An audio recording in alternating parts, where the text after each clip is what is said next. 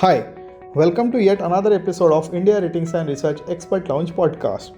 Today we will be discussing on agrochemical sector to remain under pressure in FY25, some improvement gradually over 2H. For the same, we have today Khushbu Lakhotia, Director at India Ratings and Research, along with Siddharth Reko, Associate Director, India Ratings and Research. Thanks, Amay. Good evening, everyone. We're here to have a quick fireside chat on the agrochemical sector. So, from being one of the most resilient segments within the chemical space during the COVID times, the agrochemical sector has lately seen tough times because of a weak demand amid the global inventory destocking, which also in turn hit prices. With the resultant inventory losses and weak volumes, profitability of agrochemical companies contracted anywhere between 20 to 50% YOY in FY24. Now, the key question today is firstly, is the worst finally over for the sector? And if yes, what is likely to drive the recovery? And secondly, how do we see the performance of the sector entities shaping up in FY25? To understand this and more, I have with me my colleague Siddharth Rego, who closely tracks the chemical sector. So, Siddharth, welcome. Thanks, Khushbu. Thanks for having me here. So, Siddharth, to start with, do you think the agrochemical sector is finally poised for a recovery, or you think some pressures would still persist? Right. So I definitely believe that FY24 witnessed the bottom of the cycle conditions. 25 should be a better year, but not significantly better. The recovery will take some more time. And to put things into perspective, in say FY24, we saw the first year of revenue decline since 2015. And to understand how Indian domestic players recover in FY25, it's important to understand the global sort of scenario. So in the agrochemical sector, the global agchem players account for say 55 to 60% of the market share.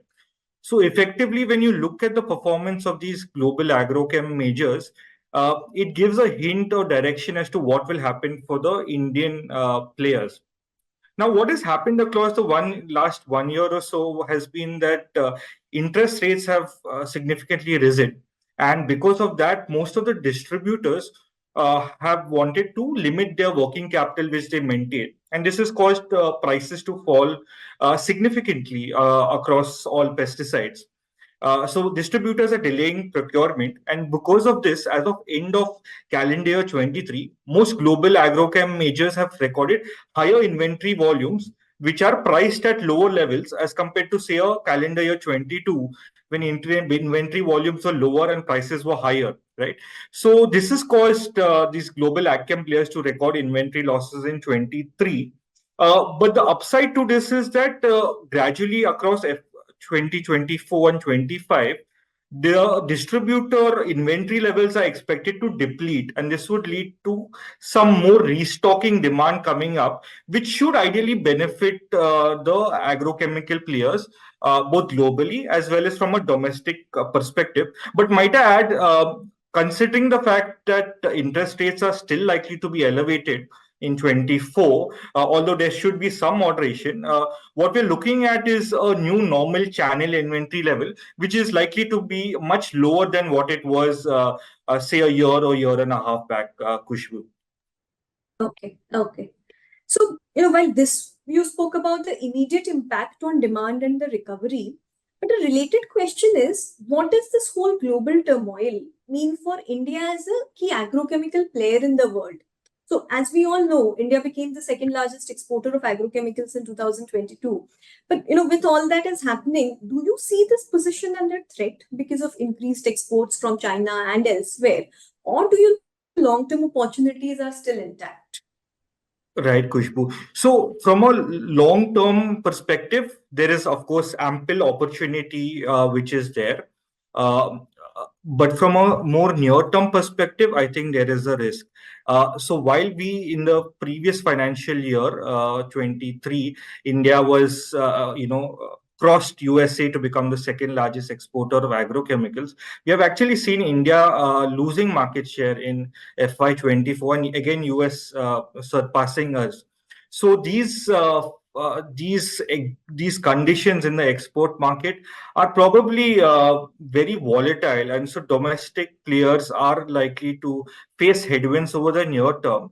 But over the longish term, we do believe that there is some upside available for agrochemical players, but that will take time, and that will be once these geopolitical issues resolve and the overall demand conditions improve globally. Okay, so you're saying that fundamentals remain intact. The pain hopefully is transitory.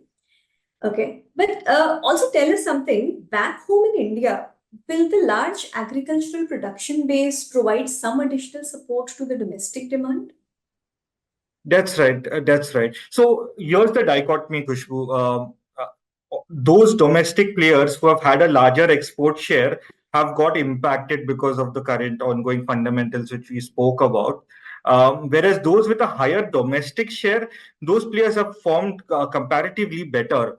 And that's because from a domestic demand perspective, things are better. Now, FY25 from a domestic demand perspective is expected to be better on a year-on-year basis. And that's primarily because domestic demand for agrochem is linked to monsoons. Last year, monsoons in India was impacted by the El Nino conditions, but this year we're expecting monsoons to be better. In fact, the IMD's most recent expectations are that rainfall in this year would be better than the long period average. And to that extent, crop output will be higher, and so pesticide usage also would be higher. So this domestic demand is expected to good. And just to add to that, the government has been providing support to farmers in the form of MSP, which does provide certain headroom for usage of pesticides. And at the same time, the pesticide sale points have also gradually increased. So this bodes well for the sector.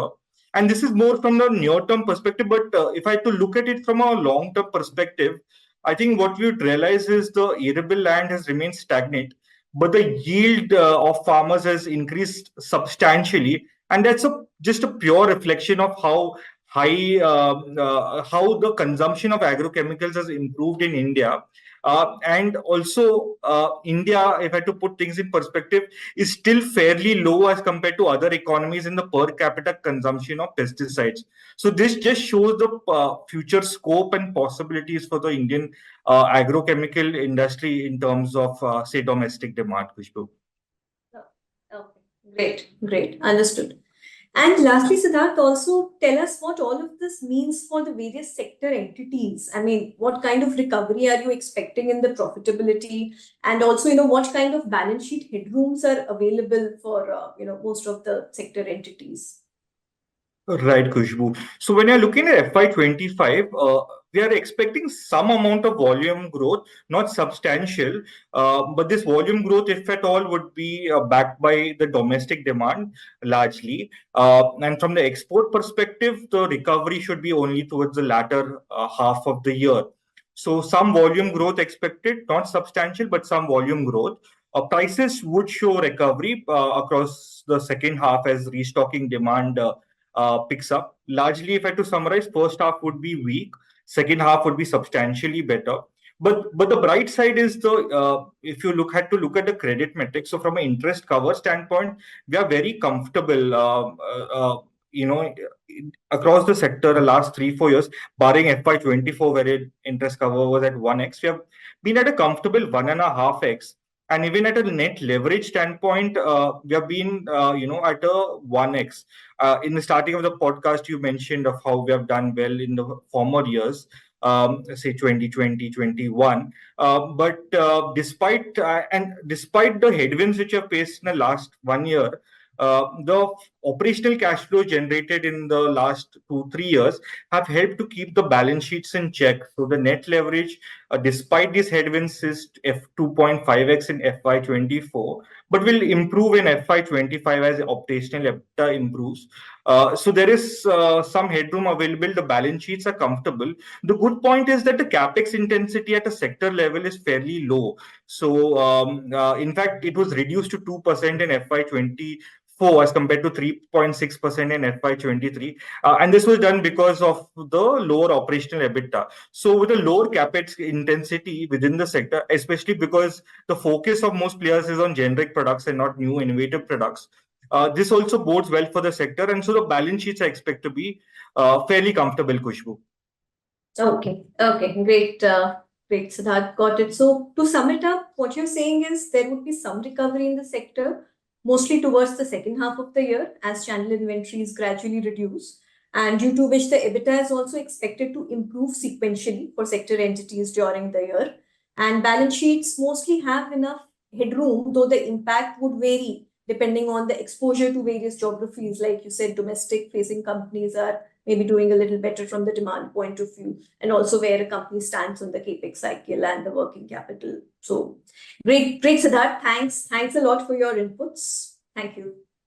Thank you, Khushbu. Thanks for having me. Thanks. You just heard Khushbu and Siddharth. For more details on the report, please visit to www.indiaratings.co.in under the Research and Publication tab. The report was released on July 8, 2024. Thank you.